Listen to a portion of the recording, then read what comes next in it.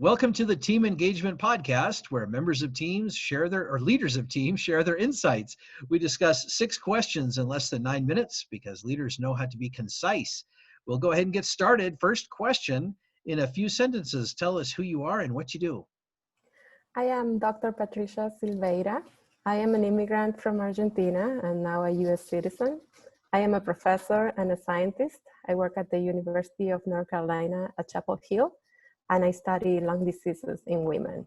Specifically, I look at mechanisms that trigger inflammation in the respiratory system, for example, by air pollution exposure or allergen exposure. And I look at how fluctuations in sex hormones that happen, during the menstrual cycle, or puberty, menopause, or pregnancy, how those fluctuations in hormones can alter or influence lung inflammation. So for this, I lead a team of scientists that do the experiments in my lab. That is very impressive. That's some great research you're doing there. That's great. I love it. Thank you. Well, second question, what's the best thing about working with a team? Well, in science, it's even more rich, but in general, working with a team is it's very beneficial because there's a constant exchange of ideas, and there are new ideas that come up from discussions with people who have different backgrounds. For example, I work with physicians, with nurses, with biochemists, with chemists, with environmental health researchers, and everybody comes from a different place.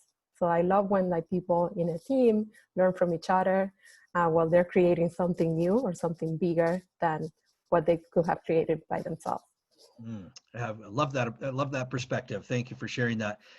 Question number 3. I hear from other leaders of teams that it can be a challenge to get team members engaged. What are your thoughts? Well, I think that if your team understands the mission and the vision of your organization or your lab or your group, and they find a way to connect with it, engagement happens naturally. So it's important to involve the team members and their perspectives when you are creating or when you're revising the mission and vision statement. There's a lot of talk when you are doing your strategic planning that it's important to consider or to involve these team members so that everything is inclusive and everybody involved is part of the mission. That's great information. Thank you. Question number 4, what other piece of advice would you give for leaders of teams? I would say do not try to please everyone.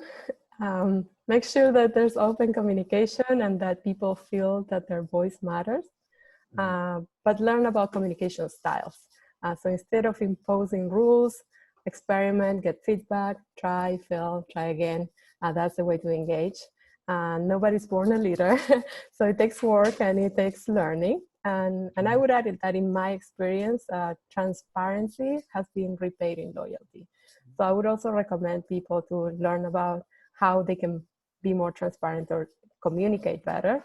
And there are a few books that I've read. I would recommend one called Becoming the Boss by Lindsay Pollack. That one has taught me a lot about how to become a leader. That's a great recommendation. Thank you for sharing that. That's great information also. 5th question, what other successful leaders of teams, such as yourself, would you like to recognize that have had a positive influence in your life? Well, I belong to an organization called SACNAS. It's the Society for the Advancement of Chicanos, Hispanics, and Native Americans in Science. And SACNAS has actually a leadership institute. So for a week, you are with a cohort of other scientists that you go together learning the basics of leadership. And through that institute, I met a huge network of leaders.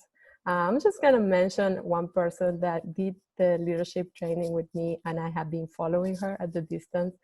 She is actually not ahead of me in career. She actually comes after, but I have been learning from what she has implemented from our conversations. Her name is Dina Garcia. She's originally from Mexico, and she's a faculty member at Virginia Commonwealth University. Her Twitter handle is EPI, EPIDG. You can follow her. She has, in addition to her research team, she has also created this initiative to bring more underrepresented minorities into the sciences at all career levels. Wow, that's fantastic. She sounds like a great lady. So thank you for mentioning her. Final question. Tell us about your first job. So my first job was tutoring some of my younger neighbors for high school math and science. It actually all started accidentally when I helped a friend's younger sister with a complicated math exercise. So then I became popular as a math tutor in my neighborhood and we have like Boys and Girl Scouts together. There's no boys or girls, it's just scouts. Scouts, yeah. Yeah, so all of a sudden, parents started paying me to help their kids with homeworks. So then I had my little client portfolio at age 15. That's my first job. Yeah. I love it. You were an entrepreneur at 15. I didn't even know it. You didn't know, the accidental entrepreneur. I was helping, yeah. That's a great way to approach it. Well, Doctor, thank you so much for being on the podcast today. Really appreciate your insights. How can people find you? People can find me on Twitter.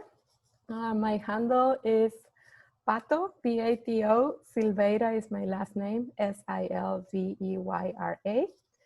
Or they can go on LinkedIn and find me with my name, which is Patricia Silveyra. So that's how they can find me. Okay, very good. Thank you. This is Sean Richards with the Team Engagement Podcast, where leaders of teams share their insights. For more ideas, you can find us on LinkedIn by searching Blue Sky Business Consulting. Thanks so much for joining us. Have a great day.